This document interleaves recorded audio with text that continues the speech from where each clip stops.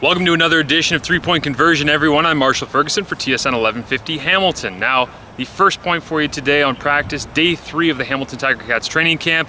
Chase Minifield made the play of the day. Tipped interception against Ja'Cory Harris. It was a high-low read. Ja'Cory Harris was trying to read off that corner, and it was Chase Minifield who backed up, backpedaled out of it, got his hand up, popped it about 10 feet high in the air, and then came down with it. Ja'Cory Harris walked over to him, said, "Great play." It was probably the best defensive play of the day in any of the one-on-one or pass skeleton sessions.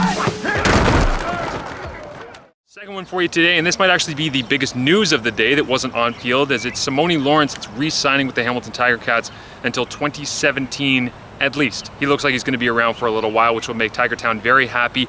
He's really evolved as a player, and again, I got to catch up with him earlier today. You can hear it at 6:30 p.m. on TSN 1150 Hamilton, or special sneak preview just for you for checking out this video. You can listen to it right now.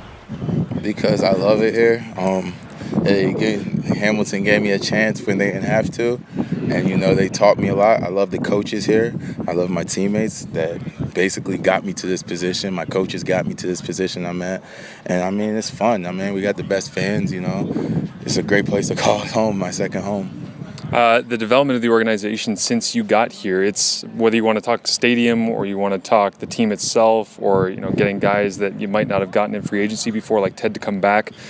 What has changed since you've been here that kind of convinced you this was a spot that's still on the way up? Man, we get better every year, It's so cool. I'm all about building, just from growing up, how I grew up and stuff, and just build and build. When I first came here, it was like a lot of transition, but they still treated us like professional players and did everything they could in their powers to make everything feel a home and stuff like that. And then every single year it gets better. Like, even I was so hyped when we built little Jarvis over there, that stadium, and we had so many moments in that stadium. That was awesome. And then we get our new stadium, and then I come back this year and I'm in the meeting, like, hearing all the new stuff that's going on now, and I'm just like, sheesh, I don't want to miss this train. Yeah. When you talk about Jarvis too, like that, a lot of people look at it and say, well, that's just a place where you go for meetings. Man. But everybody that I talk to that's in the organization is like, that's home. Yeah, man. Jarvis is home, man. Why is it home? What's so special about this 4-walled brick building that has nothing special about it? It's code. It's a secret dungeon downstairs in Jarvis where it's like the play. You remember when you were in high school and that one friend had the big basement and you could just do whatever you want? That was the spot. That's how it is down there. Yeah. Makes sense. Anything goes in the basement of Jarvis. It's Simoni Lawrence here on TSN 1150 Hamilton. When I look at your personal development since you got here too, like, you focus on team and how you guys have played over the long term, but what do you think has gotten better about you to this point where the organization looked at you, whether it's Kent or Eric Tillman or otherwise, and they just said, we have to be able to bring him back, even if it is only until through 2017? I don't know, man. I feel like they just let me be myself, and I feel like it's more credit to them than me, just because I learned from Kent, Coach O, even Scott Mitchell, just watching, and all my coaches, just watching how those guys maneuver and talk to the players, and I really just watched my leaders. And then I feel like it's my job being around is just echo what they say, echo what they do, just put it in my own voice. And, that's all I do. And I feel like that's the reason I'm successful right now. If you weren't playing football, what would you be doing? I'd probably be a stay-at-home husband or something, married to some rich doctor, When you look at the roster that you guys have compiled right now, I know last year when Zach went down, you had a pretty passionate speech in the locker room afterwards that basically said, I don't care if Jeremiah's throwing the ball, I don't care if Jeff's throwing the ball, I don't care about that. But when you look at the roster as a whole right now, what do you see for the Ticats in 2016? Man, this is amazing. It's I came back and it's everybody's so fast on the defensive side of the ball. It's ridiculous. There's a lot of young DBs playing really good. There's a lot of linebackers and defensive line playing really good. I'm just so Ted Laurent, he's just...